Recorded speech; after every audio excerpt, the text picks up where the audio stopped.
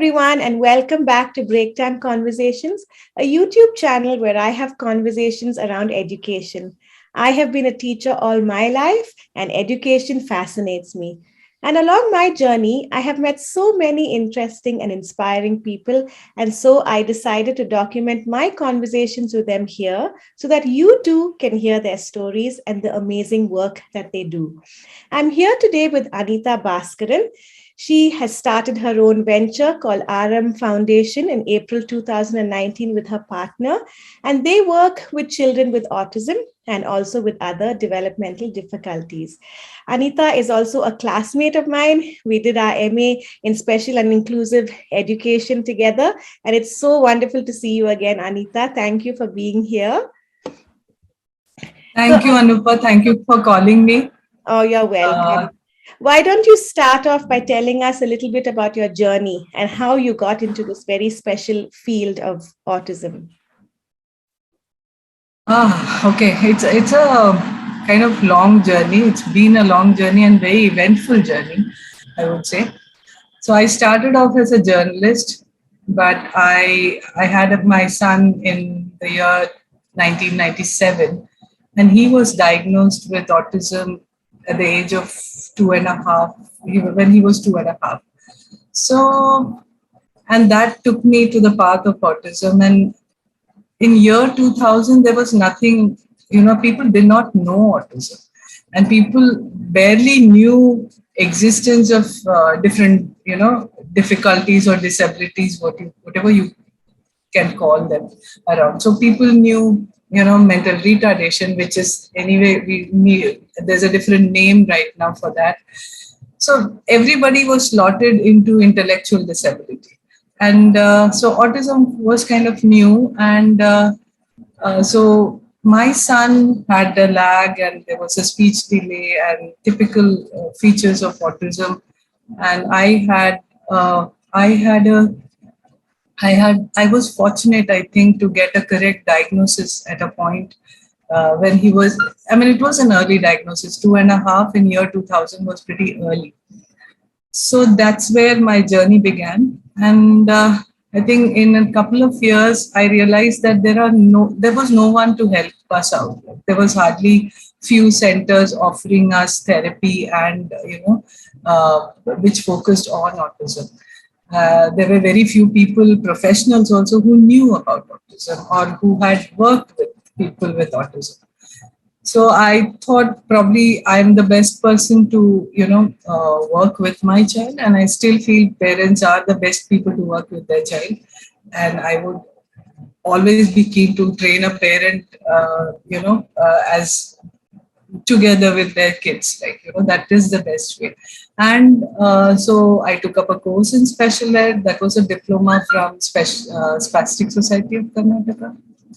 And then I moved to being a single parent. I had to work too. So, I was juggling between work, my son, the therapies, everything. And I started working in Mumbai.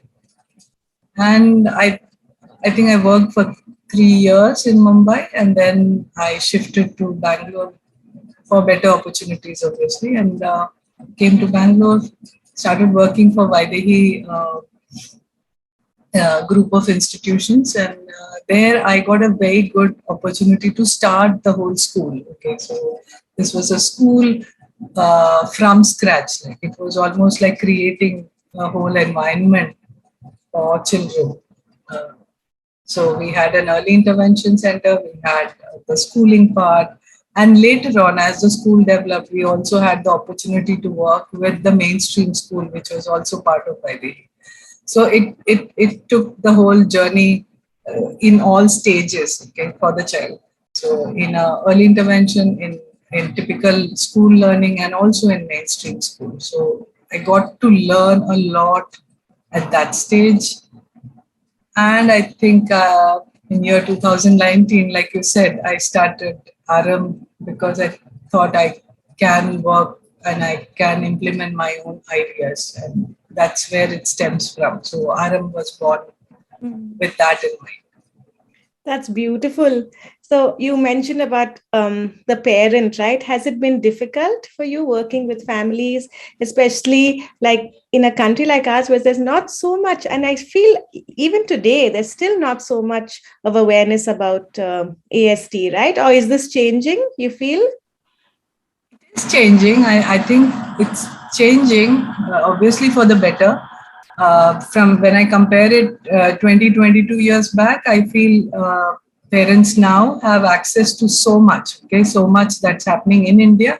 Obviously, all the things happen in cities in India, okay, so the rural area is still neglected like in all other fields, like, so does get neglected, but at least in cities, all the big tier 1 city or tier 2 cities all have something going on, and people do know autism. And I think in some cities there is a lot of hype about autism also. So it has reached a stage where people are aware of it and sometimes over aware of the whole thing also. I'm sorry to say, but it does have its own negative, uh, I mean, difficulties that comes with every child being labeled as autism. All those things also come up. So there is no other scope for diagnosis. Like, so yeah, that's the flip side. Okay. So, but what about parents? Have you ever had difficulties working with parents? And, sometimes is it difficult for them to accept that their child has a difficulty? Have you ever faced that? Yes, yes, yes. I mean, I think everybody, even I went through a stage of denial and then, slowly accepting to the whole idea. And I think it's just the duration with everybody. So some uh, accept it fast and at an early stage, and some take their own time. And the only problem with taking time is that we lose out a lot of time with the child. So the child loses out in the process. So yes, parents do have difficulties, and that's quite natural. I feel to have. It's a Yes. sudden thing, and you never, when you are planning to have a baby, you never think that there would be a problem. So you are actually happy, and especially with autism there's nothing to be seen till the age of 2.5. So you are kind of going through a very normal, so-called normal, parent child relationship, and then suddenly everything blows up. And so that's a very hard part to take. And yeah, so difficulties are there, but I think it's people do move on and come to terms with it. Yeah. I know. I can't even imagine how difficult it must be. But there are such Yes. beautiful stories from parents like you who, deal with it and then help other children around. That's wonderful, Anita. So for those of us in mainstream, and I'm in the typical mainstream where the people that I interact with have never even heard about, autism. So what do you think that people like us can do, to raise more an awareness in our schools and in the people that we interact with? What can we do?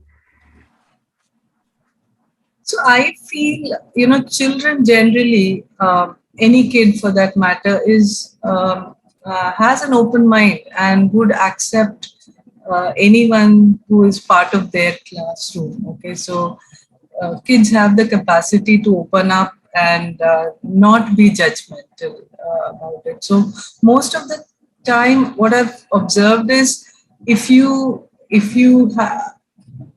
are an empathetic adult, you can create at least awareness amongst the children that you are working with, because kids adapt very fast, and they understand that okay, this person needs help for this. And I've seen kids actually helping out other child because they intuitively felt that this kid needs help in this area, so probably I should go and help out in this. And they are so uh, they don't overindulge, they don't underdo their part also, they just do according to what is required by the child with special needs in a mainstream classroom. I think we need to learn from the children in the classroom on how we need to be with special needs population in a mainstream uh, environment, because we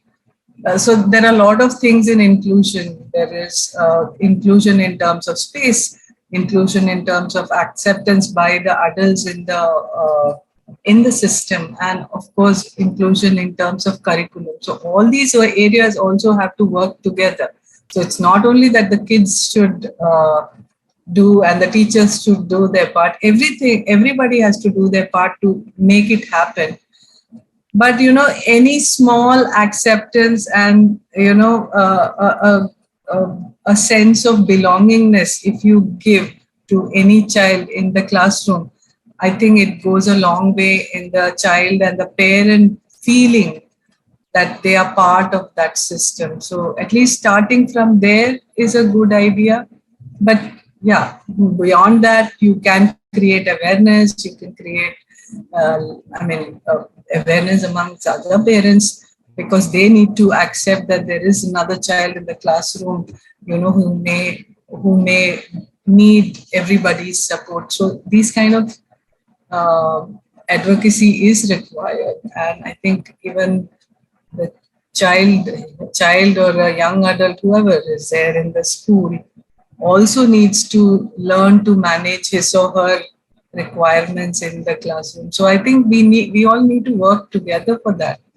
But that's the larger goal, of course. But from the small stage, I think if we teach our students to be accommodative, it goes a long way in Yeah. creating acceptance. Yeah, that's lovely. I know students are the way forward. I think we can learn so much from them. Yes, yes, And if we yes, can teach them yes, all these things now, I mean, imagine the adults yes. that they will grow up to be, right? Yeah, yeah. Yeah. I think the kids now, because they are so aware of what is happening all over the world. I mean, they watch, Mhm. they watch TV, they watch YouTube, they watch all Netflix. They see everything the media has to offer, and I think they